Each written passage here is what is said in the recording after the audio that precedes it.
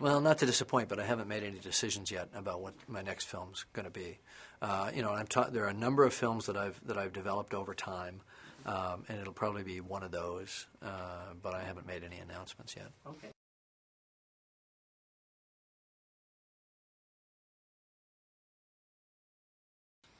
I think in the immediate future, and by the immediate future I mean the next 20 to 30 years, I think we'll see human missions to asteroids within our solar system, and certainly before that we'll see robotic missions to land on an asteroid and do some kind of proof of technology that we can actually extract something from an asteroid. Asteroids are huge sources of things that we need in space. It doesn't make sense for us to mine stuff here and then launch it into space at tens of thousands of dollars per pound to get it into orbit when we've got all these metals and ices and things out there floating around in the solar system. So any kind of space-based economy that we will ever have in the future will be based on mining our own solar system.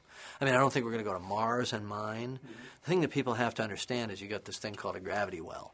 And getting stuff out of Earth's gravity well is hideously expensive. Getting it out of a Mars gravity well is expensive. But anything that's out there floating around already weightless, you don't have to worry about that. So that's where we're going to mine.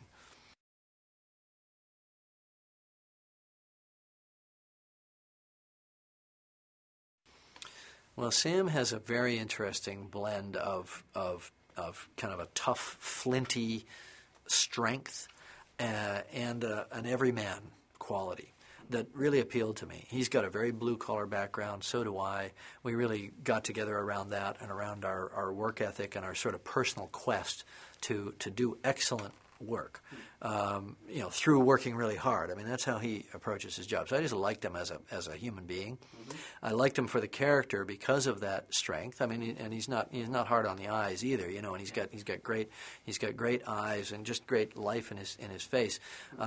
Strong voice, and equally, I think he's got a kind of an emotional vulnerability that he can call up as an actor, that I think is quite appealing to an audience, in contrast to the kind of strength that men would admire, in a leader who is going to lead them into battle. Mm-hmm. Okay.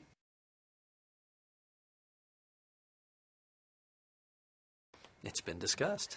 A Pandora theme park, maybe not a Pandora theme park, but a Pandora themed attraction within a theme park is actually in discussion as we speak.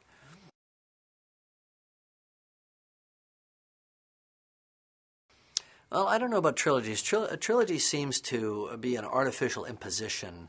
Is it a 3-act story? Is it 2 acts? Is it 4 acts?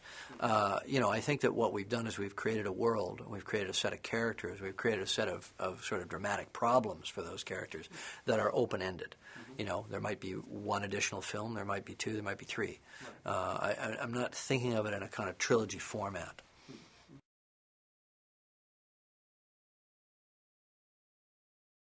Well, I think only someone who doesn't have children would ask that question, because if you have children, you know that you can't choose between them. They're very, very different. They each have their unique personalities, and I think as a filmmaker, my films are my other children.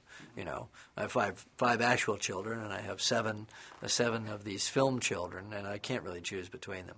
Of course I love Terminator. That was the first one. I love Aliens. The Abyss was a tough accomplishment. True Lies, my 1 attempt at comedy, actually worked. It was funny, so I enjoy that. Titanic was, obviously all that it was. Very happy with that one. And, Avatar, because it's the most recent one, I suppose that's the one you love the most.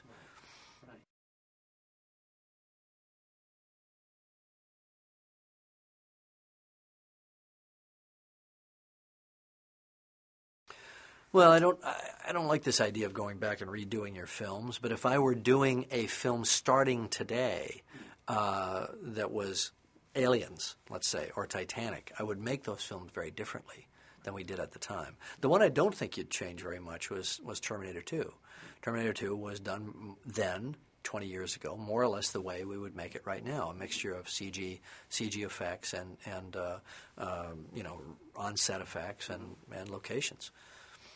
Titanic, though, we would do very differently. We wouldn't build that huge set. We'd build only small portions of it, and we'd use a lot more in the way of CG effects, and it would look the same.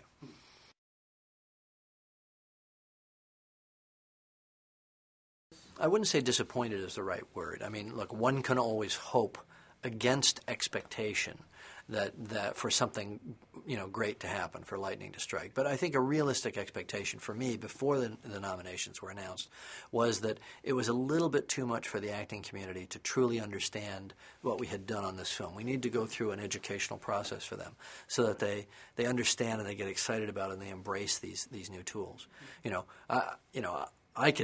I could make a very, very good case to the acting community why acting for performance capture is actually a purer form of their art than it is for camera. And that's a fairly long, involved presentation. But they need to come up to speed on that stuff. And so I didn't expect that to happen.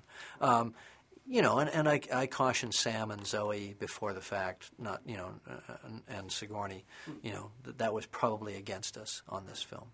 But it gives us something to look forward to.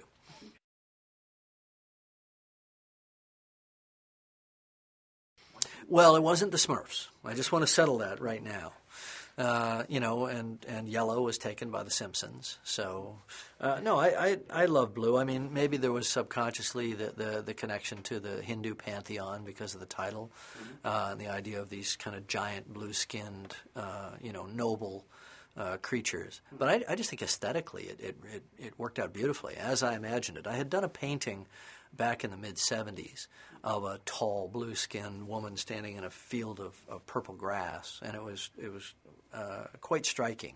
And I always remembered that. And then when I went to write Avatar years later, in the mid-'90s, I remembered that image, and I just incorporated it.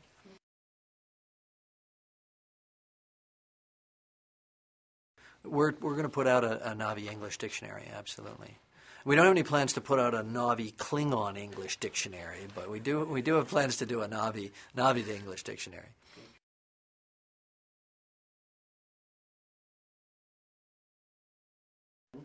Well, I think we're all, worldwide very cognizant of what's happening in Brazil with the deforestation and the displacement of indigenous people and so on. And that's the crisis that's happening now. We've already gone through it in America, 150 years ago or more during our kind of manifest destiny period where we pushed all the indigenous people out of the way and put them on reservations and so on. In Brazil, it's happening right now. And what we see in Avatar, which is a fantasy, is actually their reality right now. And since the film came out, I've been approached by groups of people who are fighting for indigenous land rights and indigenous cultural rights in Brazil and in Ecuador and Peru, because the Amazon, covers a number of countries. It's really quite heartbreaking what's happening there. Whether it's dam projects or highway projects or deforestation to make way for cattle ranches, or one of the cruelest ironies of that situation is that one of the major contributions to deforestation comes from clearing land to plant energy crops to grow sugarcane and ethanol, sugarcane that's harvested to make ethanol. So here people are trying to go to green fuels, and they're actually devastating forests to do it. The curious thing is that the carbon released by destroying the forest is 30 times the amount of carbon saved by switching from gasoline to ethanol. So there are all these kind of misguided things that are happening as a result of trying to be green and trying to solve our fossil fuel problem. It's actually causing more trouble. So, we're really kind of stumbling around right now trying to figure out how to save our planet and how to curate it and steward our planet at the same time that we have these big rapacious industrial interests just doing what they want, Yeah. Is 3D So the short answer to the question is yes. Yes, it is about Brazil. It's also about the American West and the fate of the Indians. It's also about the entire colonial period of Europe coming to the Americas, and it's about us going into Iraq. It's about a lot of things, and different people will look at the film different ways through the lens of their own reality.